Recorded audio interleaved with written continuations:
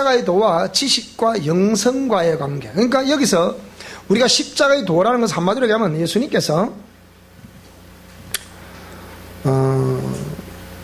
예수님이 지신 십자가와 우리가 지신 십자가는 다르죠. 근본이 다르죠.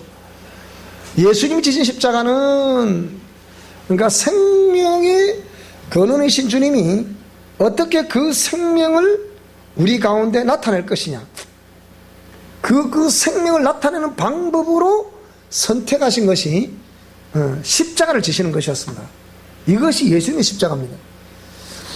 요한복음 1장 1절에 그 태초에라고 불렀던 그 창세기 1장 1절 이전의 그 태초, 그러니까 하나님의 품속에서 그러니까 그 계획된 모든 예정과 경륜의 말씀이 있었다는 그때, 그러니까 시간의 시작이 있기 그 이전의 태초 말이에요.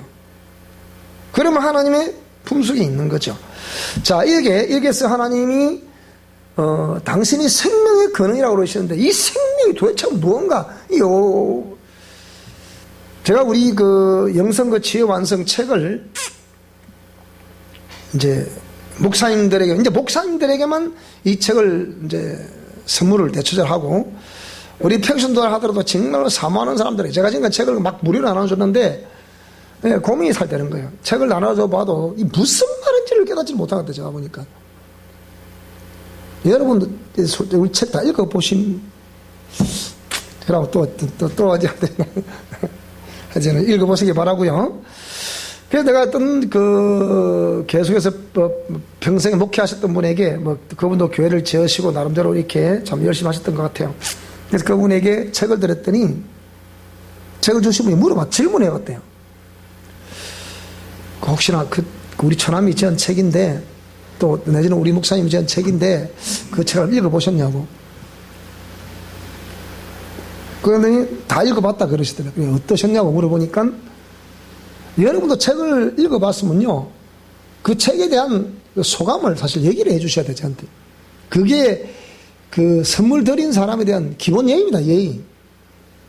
근데 제가 지금 책을 공부하는 것도 그렇고 치유한 것도 그렇고 또 책을 선물한 것도 그렇고 공짜를 줘보니까 이 사람들이 이상하더라고요. 그래서 앞으로는 공짜는 절대 없습니다. 앞으로. 공짜를 안 주려고 그래요. 근데 어쨌든 이번에 이제 무료로 책을 드렸더니, 그래서 다 읽어봤냐, 책 다 읽어봤다 그러시더래요. 그게 어떠냐 물어보니까 너무 어렵다 그러더래요. 감리교 목사님이신데 나름대로 순수하게 하신다는 분인데 이 책이 너무 어려웠어요. 그래 어땠냐 그러니까 다 읽어봤는데 너무 어려워가지고 그 책을 다시 이제 옆에 노트를 갖다 놓고 다시 공부를 하고 있대요. 그래서 제가 이분은 앞으로 분노가 되겠다 그러다면 그거 좀 돼야 돼요, 여러분. 근데 그래서 이 십자가의 도를 깨닫는다는 이게 참 쉽지 않습니다. 우리 조그만 소책자도 나와 있지만, 그래서 이 십자가도, 그래서 예수님이 그 생명을 우리 가운데 나타내시는 방법으로 선택한 것이 십자가를 지시는 것이다. 그 당시대, 그 당시대에 가장 흉악범의 그 사형틀. 그러니까 그걸 벽돌에 해서 거기에 예수님이 달리신 거란 말이에요.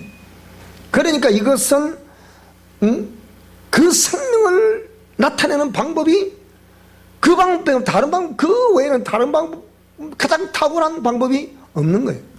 그러니까 그 방법을 예수님이 선택하셨는데, 그것을 우리 인간의 관점으로 보니까 하나님이 사랑이시라 하셨더니 저게 바로 하나님의 사랑이구나.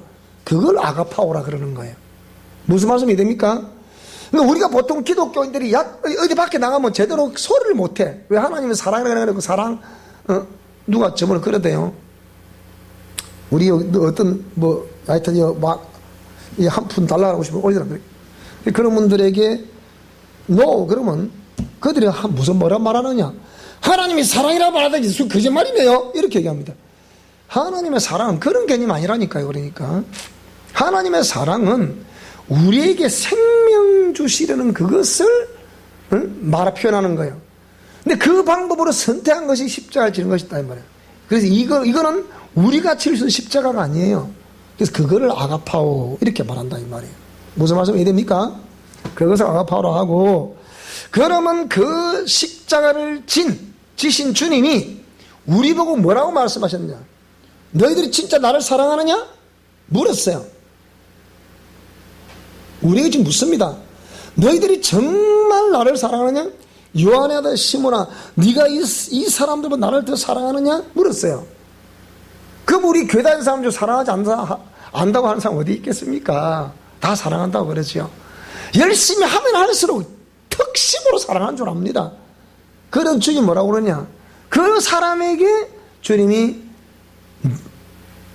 그 자신을 부인하라. 그리고 자기의 존재 십자가를 지고, 네 십자가를 지고 따라와. 그래서 네 십자가를 봐, 네 십자가 도대체 뭔가 했을 때, 이것은 딱 성경을 볼 때 여러 가지로 사람들이 적용, 그 십자가는, 자기 십자가라는 개념을 적용을 많이 해서 그냥 복음을 전파하려고 하는데, 그게 우리 부모님이 안 와요, 우리 아들 자녀들이 안 와요, 우리 형제들이 안 와요, 이게 십자가라는 거라. 얼마나 또 핍박하는지, 그게 또 십자가라는 거라. 그것도 십자가 맞습니다. 맞는데 주님께서 말씀하신 핵심되는 너희들, 우리가 져야 될 십자가가 뭐냐? 그것은 자기를 부인하고 옛사람과 자아를 죽이고 깨뜨려, 그래야만 속사람이 살아나는 거예요. 나는 이것이 바로 자기 십자가를 지는 것이라, 그 얘기입니다.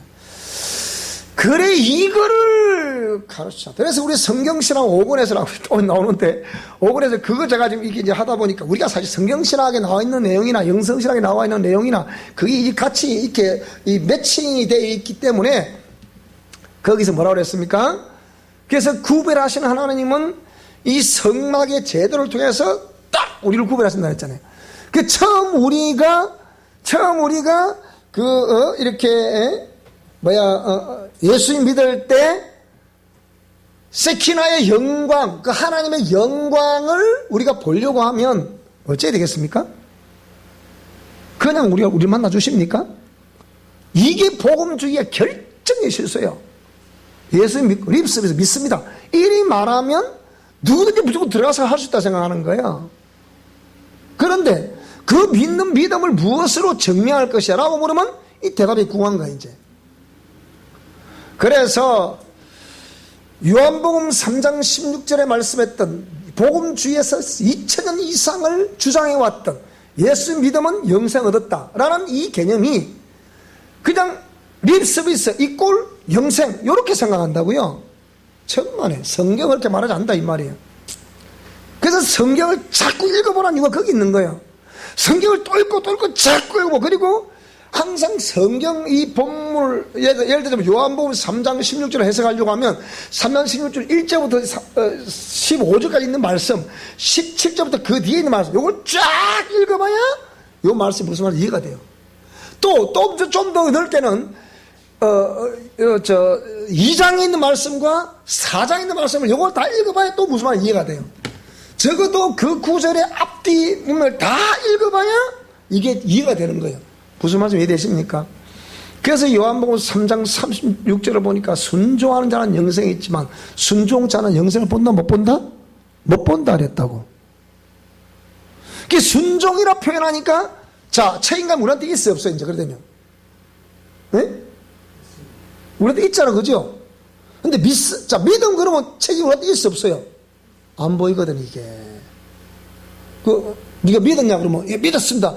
안 믿었다는 사람 누가 있습니까? 근데 주님은 그 믿음을 받아줄 수 있을지 없을지 아무도 모른다. 근데 제가 볼 때 지금도 복음주의에서 말하는 이런 원리로서는 절대 주님이 인정하지 않습니다 여러분. 이게 문제라는 거라니까. 그러면 지금 만약에 우리가 나가는 이런 내용들이 동영상 다 나가는데 이 내용이 문제가 있었으면 분명히 저한테 전화가 옵니다. 그거는 신학적으로 안 맞는데 어떠저쩌 온다니까요. 근데 왜 그 의의를 제기한 사람 한 사람도 없냐? 심지어는 우리 동영상을 다 해봐서 이거 혹시 이상한 거 아닌가 살펴봐라 하는 사람들도 보니까 성령대로 하긴 하는데 이렇게 말한다잖아요. 그 왜 그래요? 그것은 그 말씀이 증명하고 있는 거거든. 그러니까 3장 36절에 순종치 않으면 안 된다. 영생을 보지 못한다. 그랬으니까 이걸 이제 그동안에 계속해서 이 복음주의 진영에서 뭐라고 외쳤냐 하면 자꾸 행함 구원, 믿음 구원, 이 두 개가 이 당시의 이분법적인 사고, 이원론적인 사고라 그러죠. 요 두 가지를 딱 갖다 놓고 가부를 선택하라는 거야. 이게 사람 미치는 거야, 이게. 우리는 이것도 아니고 저것도 아니야, 내가 보니까. 그 가만히 생각해보면, 그러면 뭡니까, 그 얘기야. 그래서, 보통 이게 믿음 구원이라고 부르는 걸 칼빈주의에서 말하는 믿음 구원이라는 거. 이거는, 인간은 근본적으로 타락했다. 전적으로 부패했다. 그렇기 때문에 인간의 의지가 거기서 있을 수 있다, 없다? 아무것도 없다는 거예요, 그러니까. 니는 그럼 한 거 하나도 없다. 그러니까 하나님의 손길에 의해서 100% 이루어진 것이다. 그러면 우리가 평생 신앙생활 해도 믿습니다. 해도 그건 하나님이 그걸 받아줄지 안 받아줄지 아무도 모른다는 얘기예요. 하나님에 의해서만 이루어진다. 그래 하나님의 의지 100%, 인간의 의지 제로다. 이래요. 그러면, 그러니까 이 반대적인 진영에 있는 사람들은 뭐라고 그럽니까? 그거 아니다. 하나님이 50% 이루어놓으신 것이고 50%는 우리가 이루어가야 된다. 그게 알미니안주의란 말이에요. 무슨 말이 되죠? 그게 칼빈주의. 그래서 이게 믿음 구원, 행위 구원 이런 말. 그래서 알미니안주의를 칼빈주의에서 뭐라고 공격하느냐? 그거는 행위 구원이라고 공격을 한다 이 말이에요. 우리가 지금 행위 구원이라고 말합니까? 행위 구원이라고 말해요. 그걸 성경적으로 보면 순종함으로 믿음이 정민한다 이랬단 말이에요. 그거를 이 칼빈주의 진영에서 묘하게 행함 구이라는 식으로 몰아붙여버린 거야. 그러니까 할 말이 있나. 근데 성경은 행함 구이라 말한 것이 없어. 그렇게 다 믿음으로 말했지. 믿음으로 말하는 그것은 순종함으로 증명이 된다 이렇게 말한 거란 말이에요. 그래서 희고 깨끗한 세법을 챙겨봐라. 이런 성도들의 무슨 행실? 옳은 행실이다. 옳은 행실 뭐라고요? 그 말씀이야. 공의 말씀 순종한 거란 말이야. 그게 옳다는 거 아닙니까? 뭐가 옳은 건데 그러면. 자, 이렇게 보니까 십자가의 도와 그에 관련된 지식 그리고 그 영성이라는 것도 뭔가 그 관계를 설명할 때 지식으로는 이게 검증이 됐다 안 됐다? 정제됐다 안 됐다? 안 됐단 말이야. 그럼 이거는 절대 생명이 지식 알고 있다 해서 생명이 아니라 이거 말하는 거 이거 거기 있는 거예요. 그래서 이 지식이 있다 보면 지식으로 자꾸 풍성해지면 이 오히려 그 지식을 자기 심령을 돌이켜보고 뭐가 하나님께 문제가 되니 그걸 파악을 해서 그걸 교정을 하고 수술을 해야 되는데 그래야지 않고 뭐라고요? 그래야지 않고 나도 어떻게 했습니까? 오히려 남을 판단하고 정죄하는 일에 그걸 쓰게 되더라. 그거 안 되거든요. 그러면 안 됩니다. 그게 교만과 그만이란 말이에요. 그러면 그렇게 지식으로 쌓아놓으면 그것이 우월의식, 못된 주인의식, 이런 식으로만 의식이 남아있기 때문에 이 사람은 구원이 안 됩니다. 그러면 지식은 하나님과 우리 사이의 경관 진이라고 했잖아요. 이렇게 고린도서 10장에 보면 자 그래서 이렇게 영성은 그런 지식에 관한 말씀이 몸을 통과해야 된다. 몸과 삶을 통과하고 나타나야 증명이 돼야 이게 생명이라는 말이에요. 맞잖아요. 어느 누구 대한민국에 전 세계 어느 신학 박사도 이 논리에 노라고 말할 사람 아무도 없습니다. 진리가 내 속에 있으면 생명이 내 속에 있으면 그 생명은 그 진리는 반드시 몸을 통과해서 삶에서 나타나게 되어 있다. 당연한 거 아닙니까 이거? 당연한 건데 사람은 자꾸 거기에 또 어떤 머리를 난 그게 좀 이해가 안 돼요.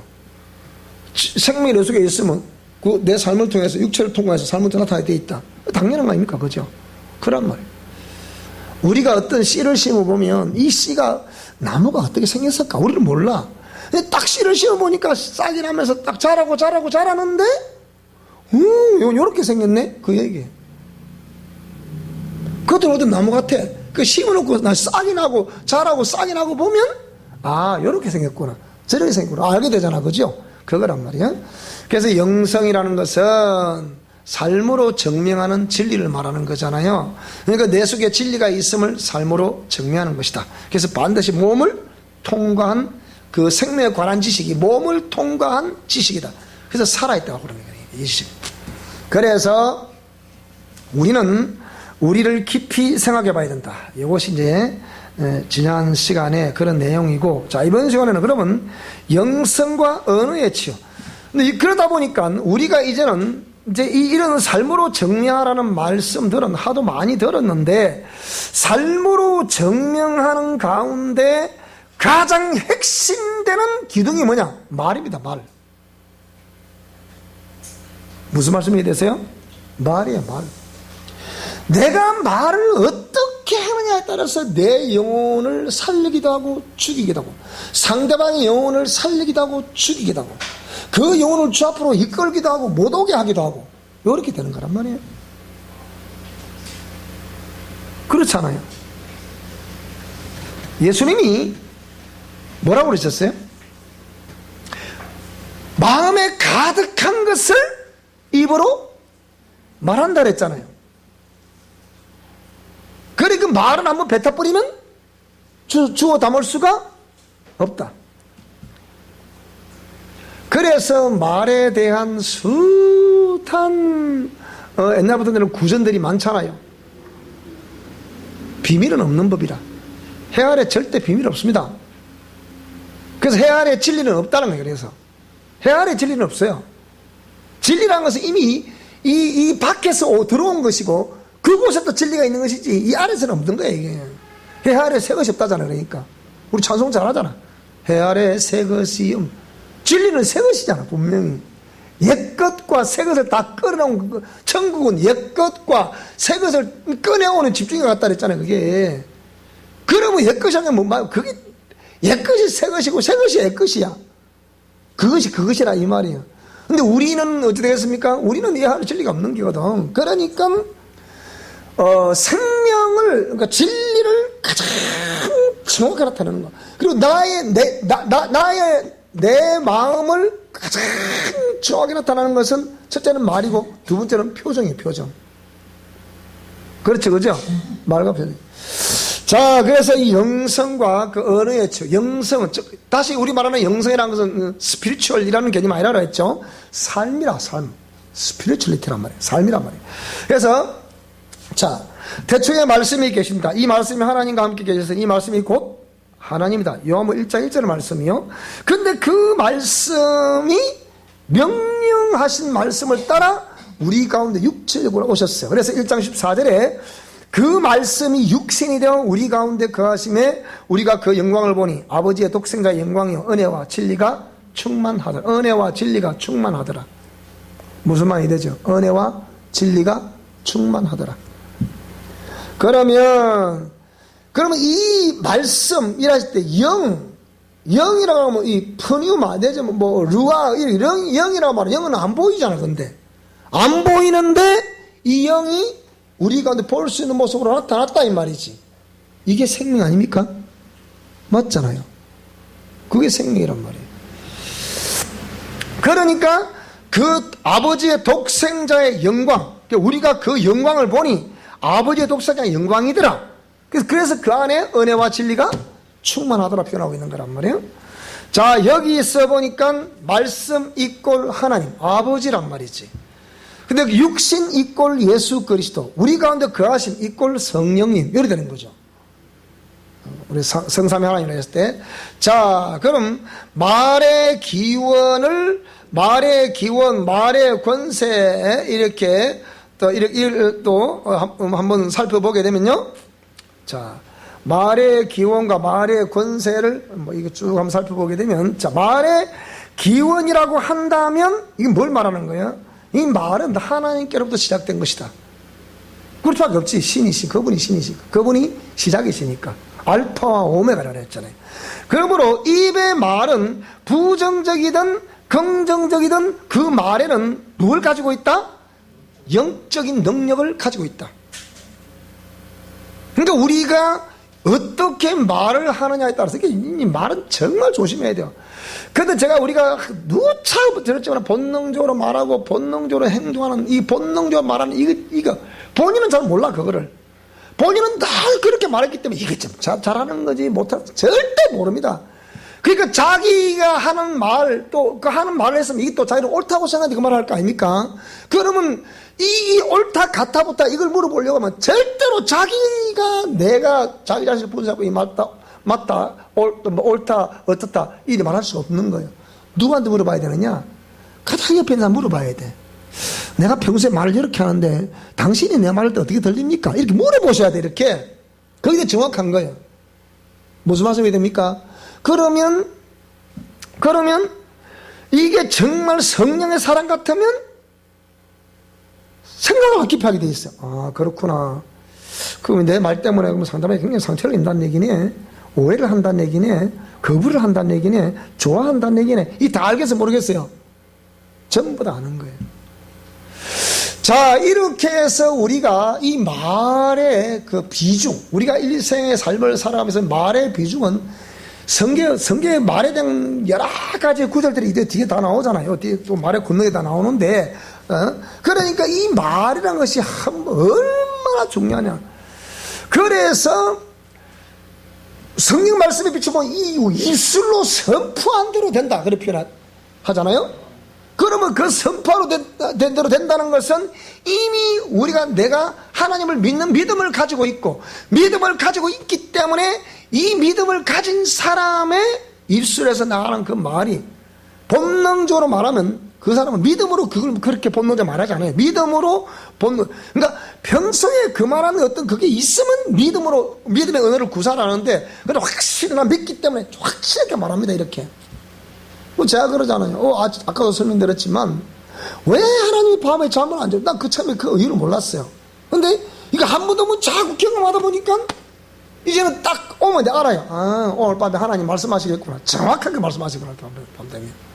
이게 참 신기한 일인데, 그래서 어떤 말이든 이 말은 기원은 하나님이신데, 그러니까 그 하나님이 우리 인간을 지으셨기 때문에 인간의 말은 시인하든 부인하든 신이 있다 하든 없다 하든 인간의 말에는 영적 능력을 갖고 있습니다. 긍정적으로 나타나든지 부정적으로 나타나든지 결과는 말할 필요 없어요. 여러분 스스로가 그 증명하게 돼 있어. 여러분 스스로 눈을 보게 돼 있다. 내가 이 말을 했기 때문에 이렇게 보게 돼 있다니까요. 그래 안 그래요? 그건 누가 상대방이 말한다 하기 전에 본인이 정확하게 알아. 그거는 내가 이 말을 했더니 저런 반응이 일어났구나. 그러면 본인이 빨리 판단해서 본인이 잘못다 싶으면 빨리 가서 잘못했다 그래야 돼. 무슨 말이 됩니까? 이게 참 우리가 영성 실천 원리다 보니까 영성에서는 이런데 안 다루면 다룰 수 있는 그게 없어요. 그리고 보통 강단에서 목사님들 설교할 때 되도록이면 성도들이 하나님의 공예는 합당한데 사람들이 듣기에 거슬리는 말은 이만큼도 안 하려고 합니다. 근데 그 사람 그러니까 나도 그거 됩니까? 제대로 알고게 안 된다는 그래 되면. 그러면 연거러지다가 마는 거라. 연거러지다 말면 그게 돌밭 속에 뿌려진 씨. 그거 아닙니까? 그 가시떨기 속에 뿌려진 씨. 싹이 났어. 길가에 뿌려진 씨는 아예 싹이 나지만 연두 싹이 났다니까. 싹이 났는데 자랑이 자랐어요. 꽃도 피었어요. 열매도 맺었어요. 근데 최종적인 열매가 되더라 안 되더라? 그건 안 되는 거야. 그게 50%야. 근데 아예 싹이 안 난 것은 그것도 25%야. 10%면 그게 75%가 아예 결실 안 된다 이 말이에요. 그런데 옥토에 뿌려진 씨는, 그러니까 우리 그래서 평소에 신령 성전을 잘 가꾸라는 그 말이 거긴데, 옥토에 뿌려진 씨야만이 싹이 나고 자라고 꽃이 피고 열매 맺어서 결국은 최종적으로 결실이 맺혀지더라. 자, 그렇다고 하면 그래서 이런 말은 부정적이든 긍정적이든 영적인 능력을 반드시 동반하게 되어 있다. 무슨 말씀이 해야 되죠? 자, 그래서 말의 능력 뒤에는 그러면 그렇다고 말의 능력 때문에 눈에 보이지 않지만 치열한 뭐가 있다? 영적 싸움이 있는 거예요, 여러분. 이걸 구현할 자 누가 있습니까? 그 교회에서 이게 영적인 현상이라고 말하지 않기 때문에 안 되는 거예요. 그러니까 사람들 모르고 무슨 개인 감정이 있나 이렇게 생각하거든요. 감정이 별로 없어. 근데 본인도 모르게 이 말이 튀어나와 버려요, 이렇게. 그럼 뭡니까? 본인이, 그러니까 우리 안에 이 죄와 죄성이 있냐, 없냐, 예사랑과 자가 있냐. 여기에 의해서 그게 튀어나오거든요, 이게. 안 그러면 생명에 성령이 계시면 성령으로부터 말씀이 나올 거 아닙니까? 그죠? 당연하죠, 그게? 자, 그래서 두 번째, 사람의 마음에서 잉태된 말이, 그러니까 마음에서 그 말이 잉태됐다, 이 표현을 쓴 거예요. 무슨 말이 되죠? 마음에서 잉태된 말이 사람의 혀에 의해서 만들어지는 거예요, 그러니까.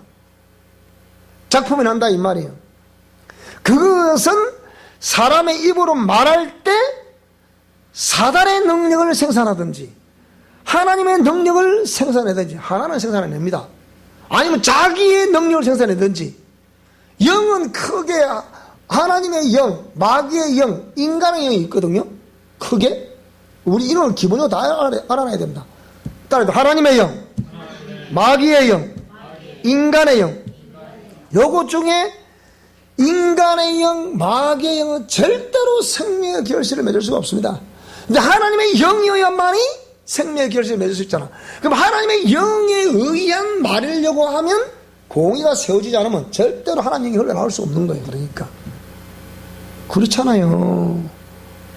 그래서 시편 기자는 송일 꿀보다 더 달다는 표현을 쓰는 거예요. 그러니까 또 내지는 이게 참 죄인된 인간들이 그 말씀을 받아들이기가 진짜 아멘하기가 쉽지 않기 때문에 받아 먹으라, 이걸 받아 먹어라, 이 두루마기를 받아 먹어라, 말씀을 받아 먹어라.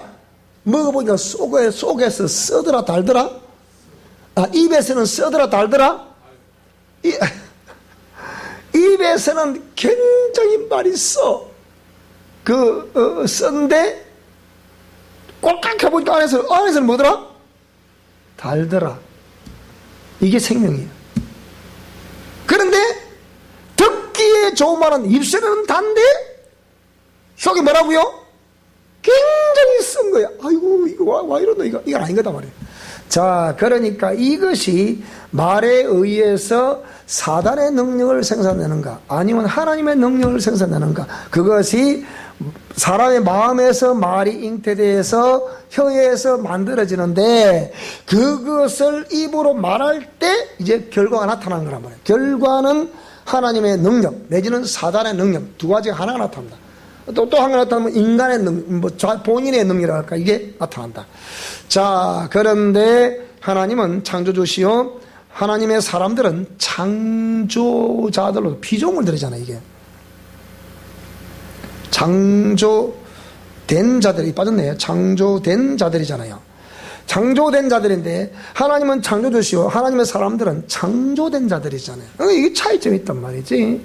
그럼 우리가 하나님께로부터 창조된 자로서 하나님의 영이 흐를 수 있도록 해야 되는데, 이게 내 안에 죄와 죄성, 옛사람과 자, 큰성, 바벨론 이런 요소들이 안 사라지고 제거되지 않으면 여전히 우리가 사단의 말, 마귀의 말, 귀신의 말을 생산해낼 수밖에 없다.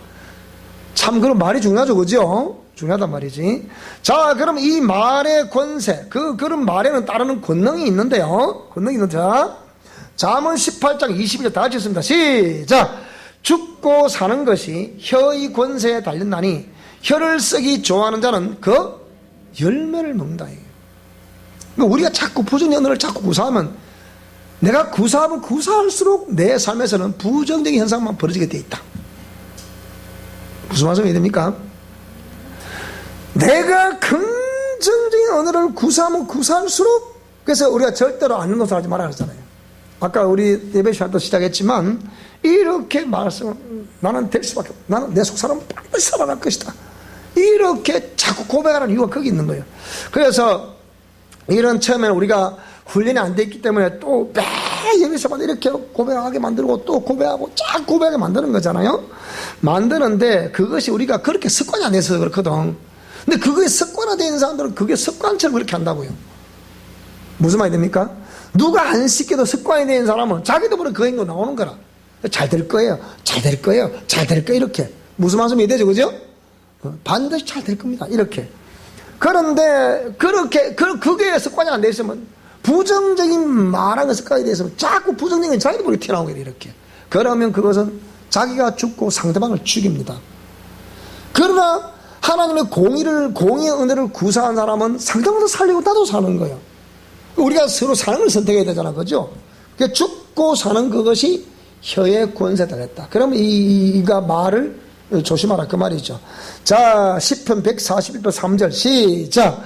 여호와여 내 입에 파수꾼을 세우시고 내 입술의 문을, 파수꾼 누구 말하는 거야? 천사를 말하는 얘기잖아.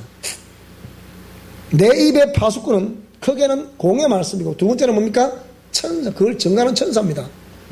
그러면 하나님의 공의 말씀이 있어야 이 공의 말씀이 파수꾼이 돼서 내가 입술로 부정적인 말을 못하게 되는 거예요. 그게 항상 이렇게 공의 말씀을 의식하면. 두 번째, 그런데 이 입술에서 눈에 여러분이 내가 말을 평소에 어떻게 하냐에 따라서 거기에 말은 권세가 붙습니다. 이 권세, 그러니까 권능이 분다, 권능이. 그 말에는 이미 권세가 있는 거예요. 그러니까 말은 권세가 있으니까 그 말에 따르는 권능이, 능력이 분다니까.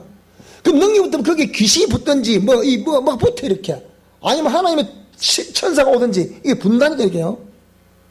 이게 무슨 거예요 이게. 절대로 부정적으로 말하지 마라. 이거 거기 있는 거예요.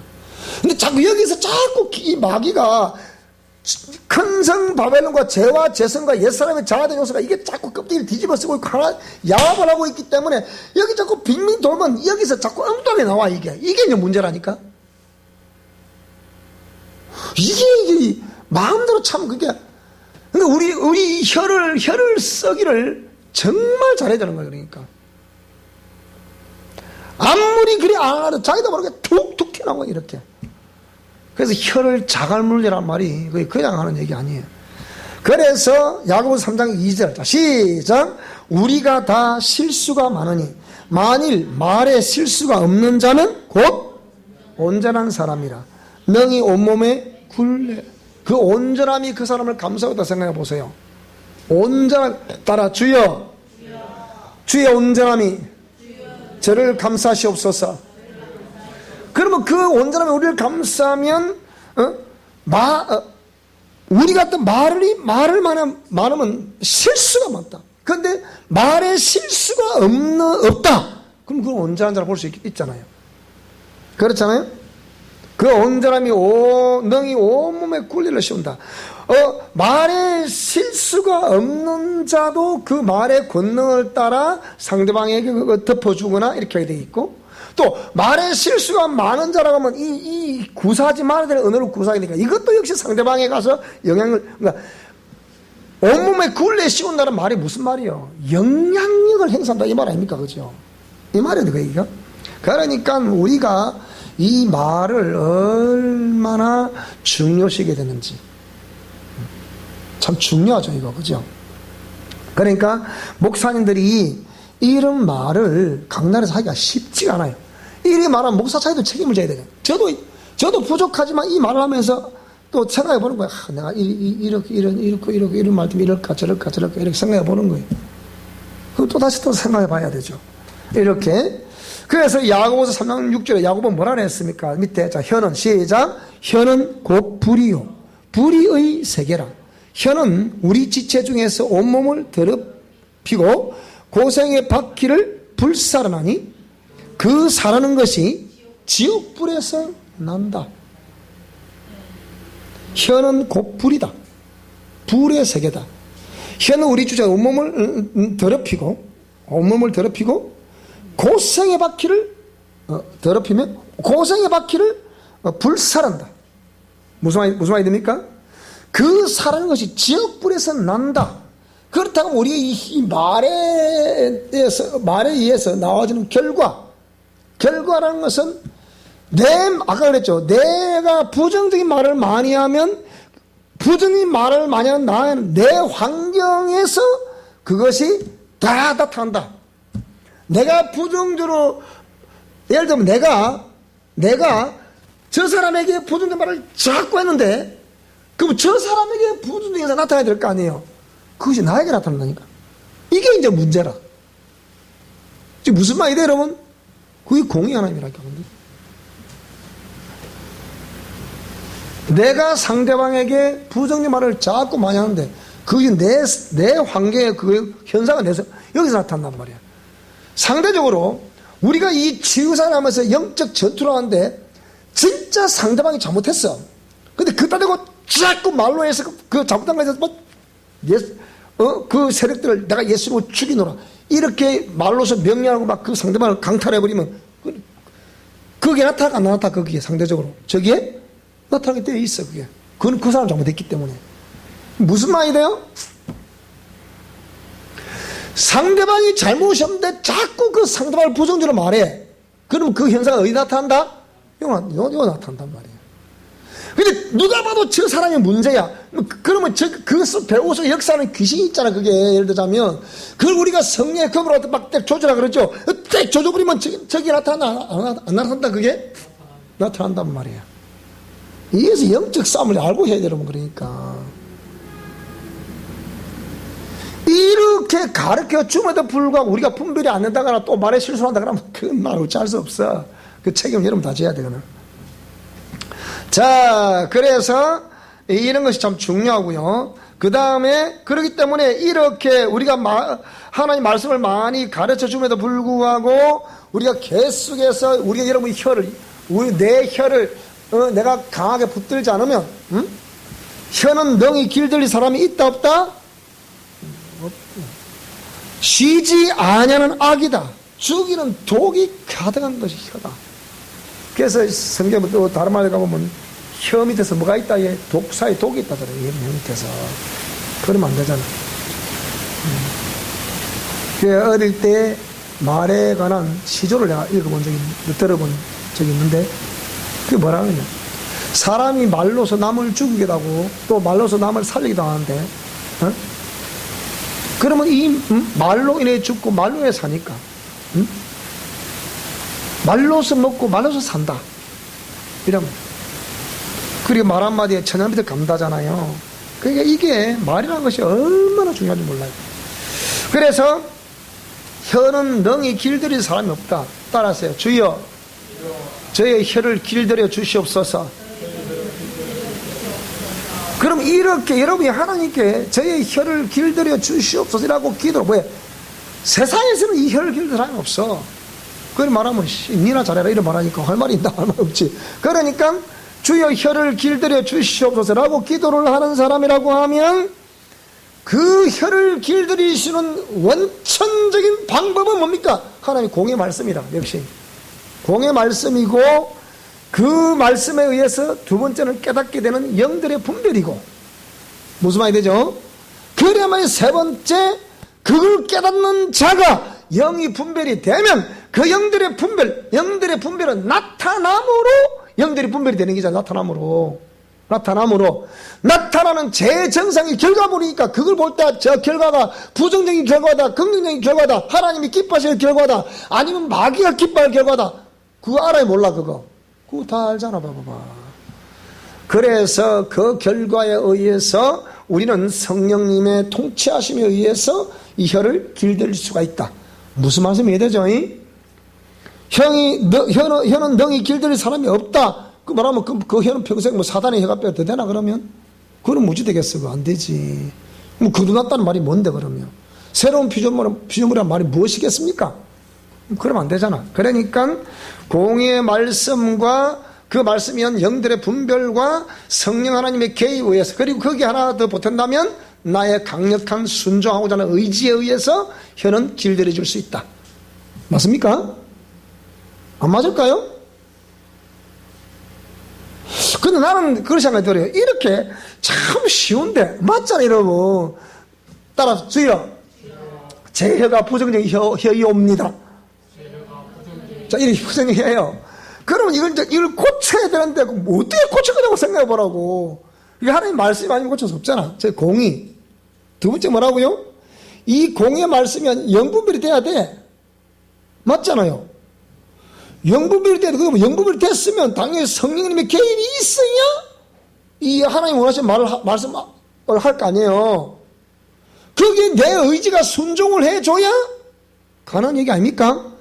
이 상식인데도 너무 어렵대. 이런 거 가르쳐주면. 나는 참 쉽게 가르쳐준다 생각하는데. 안 그렇습니까? 아까 우리 내가 병현이 보고 그랬어요. 병현아 그리고 너 저기도 잘 들어. 어쨌든 부부라는 것은 상호 대의를 지키는 너희들이 연애할 때처럼 그렇게 말해서는 안 된다. 아내는 아내의 대의를 다하고 남편은 남편의 대의를 다해야 된다. 그리고 너희들이 이렇게 평소에 연애할 때처럼 그렇게 언어 이제 더 이상 쓰지 마라.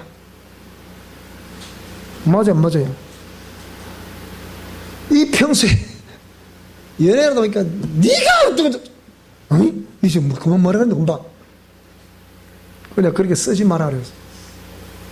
그리고 그런 질서가 있어야 될 거 아니에요. 그러니까 자기도 모르게 불수가 그 쓰다도 이러고 웃는 거예요. 그래 그렇게 하지 마라 이 말이에요.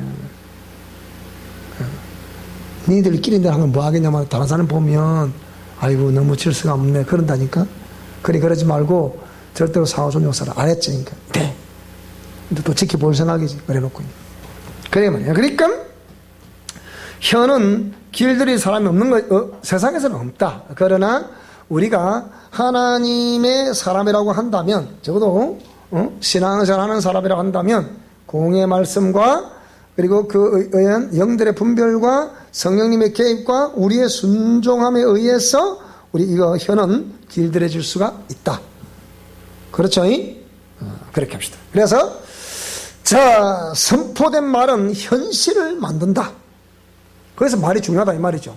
선포된 이거 결국 말은 권세, 따르는 권능 나타난다 이 말이 능력이 있다 이 말이. 그러니까 선포된 말은 뭘 만든다? 반드시 현실을 만든다.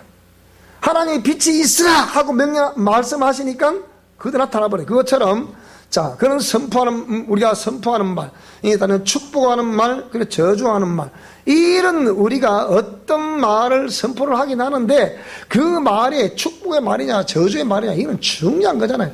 하나님이 하신 말은 선포하신 말씀이잖아 사실. 그죠? 근데 우리가 그 하나님 하신 말씀 어떤 말씀 보면 그런데 축복의 말씀이 있고 어떤 말씀은 저주의 말씀이 있어. 말씀은 말씀이라. 그럼 신명기 28장 우리가 늘 얘기하지만 신명기 28장 1절로 14절은 무슨 말씀을 하고 있는 거예요? 다 하나님이 선포하신 말씀입니다. 그런데 뭘 말하고 있어요? 그 축복을 말하고 있다고. 1절에 14절. 자, 신명기 28절도 한번 볼까요 한번? 자, 민수기 신명기 28장 자 1절. 그 항상 그러니까 하나님의 그 공의 말씀에 그러니까 또 전문은 항상 전문이 있어. 전문. 이 말씀의 내용이 들어가기 전에 전문이에요. 전문은 뭐냐? 네가 네 하나님 여호와의 말씀을 삼가지 듣고 두 번째 내가 오늘 명령하는 그 모든 명령을 지키고 그 다음에 세 번째 행하면 이 말이에요. 네 하나님 여호와께서 너를 세계 모든 민족에 뛰어나게 할 것이다. 그러면서 또 이전에도 네가 네 하나님 여호와의 말씀을 청종하면 그 모든 복이 네게 임할 것이다. 이렇게 말한단 말이죠. 그럼 이거는 지금 하나님의 하신 말씀인데 지금 축복을 생산해낼 수 있는 말이라 이 말이에요. 근데 축복을 생산해낼 수 있는 그 근거 전문이 뭐였다고요? 전문이 뭐라 했어 아까 여기에? 삼가 듣고 명령을 지키고 세 번째 행해라 이 말이에요. 이래야 이렇게 될 때 뭡니까? 복이 된다. 무슨 말인지 이해되죠? 그래서 3절부터 보니까 그 복이 많은데 성읍에도 복을 받고 들어가서도 복을 받고 그러면 성읍에도 복을 받으려면 그 성읍에서 뭡니까? 말씀을 듣고 지켜 행해야 되잖아. 들에서도 말씀을 듣고 지켜 행해야 되고 직장에서도 말씀을 듣고 행해야 되고 사업자도 말씀을 듣고 지키고 행해야 되고 가정에서도 듣고 지키고 행해야 되고 맞아 보세요. 성읍에서도 들에서도 이 말이 무슨 말? 들에서도 그 법을 지키라 이 말이지. 성읍에서도 지키라 이 말이야. 가정도 지키라 이 말이야. 직장에도 지키라 이 말이야. 그래야 복을 받는다 이 말이라니까 그 말이. 맞잖아 이 말이. 뭐 교회 안에서만 지켜 밖에 안 지켜 그게 없다니까. 우리 그리스도인들은 가는 곳곳마다 그곳이 고람되어야 하나님 앞에 서라 이 말이에요. 그러니까 그러면 몸의 자녀가 토지의 소산 짐승의 새끼 소와 양의 새끼 떡반죽 걸어 복을 받고 들어와도 복을 받고 나도 복을 받고 그러면 복이 될 수밖에 없다. 그러니까 내가 가만히 이 말씀 들어보면 야, 복 받는 거 어쩌면 참 쉽다. 그런데 뭐가 어렵다? 변화되기가 힘든다는 거예요. 우리 그리스도 오래 신앙생활 하는데 변화되기가 너무 힘든 거예요. 그러니까 근데 이렇게 우리가 말씀을 듣고 두 번째 지키고 세 번째 행하면 우리 자손들이 될 것이다 안 될 것이다? 될 것이다. 그 말이에요. 그런데 그럼 여기 이제 계속해서 이제 복을 받을 것이다 이렇게 말했다고요? 그런데 14절부터 뭐라 하냐? 내가 오늘 너에게 명령하는 그 말씀을 떠나 자로나 우로나 치우치지 아니하고 다른 신을 따라 섬기지 아니하면 이와 같다. 그러면 여기에 자로 우로 치우친다, 말씀을 떠난다, 말씀을 떠나 자로 우로 치우친다, 다른 신을 따라간다. 이거는 무엇 때문에 그런 일이 벌어지는 거예요? 어떤 다른 신이 와서 우리를 그렇게 사로잡고 있고 밀어가고 있기 때문에 그걸 따라가니까 그런 일이 벌어진다 이 말이에요. 그러니까 이렇게 하지 아니하면 이와 같다 그랬잖아요. 그럼 그렇게 하면 반대 현상이 벌어지는 거지. 그러니까 다 우리 삶은 누가 책임져야 된다? 그렇지, 내가 책임져야 되는 거란 말이에요. 정확한 거. 그러니까 제가 볼 때 요즘 또 참 그래도 신앙생활 40년 이상이 하는 상황에서 가만히 분석을 해보면 아하, 이것은 내가 하기 나름이었구나. 그렇죠? 내가 뭘 따라 하기 나름이었다? 공의의 말씀을 따라 하기 나름이었다. 그 행한 결과가 오늘 이 시간 내 이 모습이다. 이 얘기예요 지금. 그러니까 근데 15절부터 뭐라 그랬습니까? 그런데 네가 만일 이러지. 반대적으로 여호와의 말씀을 순종하지 아니하여 명령하는 그 모든 명령과 규례를 지켜 행하지 아니하며, 근데 반대적인 개념이잖아요. 그럼 어쩌단다고요? 저주가 네게 임한다. 네게 이를 것이다. 그럼 이 또 반대적으로 성읍에서도 들에서도 뜻받을 거리에도 뭐 저주, 뭐 몸의 소생, 토지 소산, 소양의 새끼 등등 이런 모든 저주를 받는다. 이게 4배나 더 많다, 5배나 더 많다 이 말이에요. 이게 그렇게 말한 것이. 그러니까 그럼 그렇게 5배를 더 많이 이렇게 하면 저주를 받는다 말한 하나님의 의도가 뭐라고요? 그렇게 해라, 하지 마라? 절대로 그렇게 하지 마라 그 말이에요. 간단하잖아 그게. 절대로 하지 마라 이 말이에요. 그러니까 여기에 똑같은 하나님에 의해서 나온 선포된 말씀인데 그 말씀을 삼가 듣고 그 다음에 뭡니까? 지켜 행하면 그 복을 받는다. 그러면 축복이 온다. 반대로 듣지도 않고 지키지도 않고 행하지도 않으면 뭐가 온다? 저주가 온다. 그러니까 이거는 제가 그 말해서 그런 것이 아니고 여러분 스스로가 이 공의의 말씀 앞에 자신을 진단해보라 그 얘기입니다. 그러니까 내 현재 이 모습은 내 삶의 성적보다 신앙의 성적보다 그 말이에요. 오해하지 마시고. 무슨 말이 이해되죠? 그죠? 맞잖아 그 얘기가. 그러니까 근데 이 말씀을 정목사가 한 거예요? 하나님 하신 말씀이요? 하나님 하신 말씀이라 그 얘기. 그래서 오늘 이 선포하신 하나님 말씀 앞에 우리가 축복의 말을 받아서 복이 임할지언정 저주가 임한다는 말대로 행하다가 저주가 임하면 안 되잖아요. 그래서 잠언 6장 2절에 뭐라 그랬어요? 네 입의 말로 네가 얽혔으며 네 입의 말로 인하여 잡히게 되었다. 이 말 무슨 말이에요? 되었느니라. 응? 인간은 인간의 언어를 마귀적 언어로 프로그램 시켜놓았거든요. 응? 무슨 말이 되죠? 그죠? 네 입의 말로 얽혔다 그러잖아요. 그럼 네 입의 말로 얽혔다는 개념은 긍정적인 개념이요 부정적인 개념이요. 알고 여기 이 말에서는 이 구절에서는 이 부정적인 개념으로 지금 되어 있는 거거든요. 네가 네 입의 말로 그래 네가 얽혔다. 그 삶이 얽혔다 이 말이야. 그러니까 풀어보라. 이걸 풀어 해석한 것이 우리 영성 실천 원리란 말이야. 여러분 가면 갈수록 이 실천 원리는 이런 강한 위력을 발하게 돼 있어. 이거는 정확해. 이거는 제가 하는 얘기 아니고 다 성경 말씀이라니까 이게. 그러니까 이건 다 앞으로 뭐 동영상을 다 남겨놨으니까 뭐 유튜브라는 회사가 존재하는 살아있을까요 그게? 있을 끼고 국립중앙도서 대한민국이라는 나라가 있는 나라는 국립중앙도서관에 우리 책이 보관되어 있으니까 그거 다 있는 거라 전부 다. 자 그러니까 인간은 인간의 그 정말 복의 하나님 말씀하신 복의 언어를 마귀적인 언어로 프로그램화 시켜놨다. 뻑 하면 이게 무슨 말이다 이게? 그게 마귀가 기뻐서 말이 나온단 말이에요. 자 그러면 이건 우리 self 생각해봐야 돼. 그 결과가 뭐냐고요? 그 결과가 결국은 그 말로 인해서 결국 실패. 아픔, 고통, 질병, 귀신의 공격, 등등등등, 두려움, 염려, 근심, 걱정, 교만, 거만, 이 전부 다 부정의 현상은 그쪽에 프로그램화 되어 있는 그걸 내가 동의했기 때문이에요. 그래, 여러분 이 말씀 들으니까 참 좀 때로는 이렇게 내가 어느 영역에 이렇게 관련이 있어서 아픔과 고통과 통증이 있지만 그래도 빨리 그 교정을 하셔야 되라고. 그래서 옛 습관 교정이야. 그래서 자, 잠언 10장 24절 악인에게는 그의 두려워하는 것이 임하거니와 의인은 그 원하는 것이 뭐라고요? 이루어진다. 역사의 있기를 축복합니다. 욥이 뭐라 그래요? 3장 25절에 나는 나의 두려워하는 그것이 내게 임하고 나의 무수워하는 그것이 내 몸에 미쳤다. 욥은 뭐라 그랬어요? 평소에 제사 지낼 때 뭐라고요? 우리 아이들이 범죄를 안 해야 될 텐데 잘해야 될 텐데 늘 그런 방법에서 들었다는 거라. 그런데 왜 욥에게 그런 강력한 것이 오느냐? 이게 부정적인 요인에서 오는 거거든요. 욥이 동방의 의인? 그 소리 하지 말아요. 무슨 동방의 의인? 여기 자세히 읽어봐봐. 내가 서울 강남에 대인교회 있을 때 욥의 신앙의 실수로 내가 3번 설교를 한 적이 있어요. 그게 목사님이 나면 다 안다는 사람이에요. 내가 영어도 잘 알고 히브리어 헬라어도 알고 뭐도 알고 다 성경을 다 안다는 분이에요. 근데 그분이 뭐라 그래요? 말이 없어. 맞거든 그 얘기가.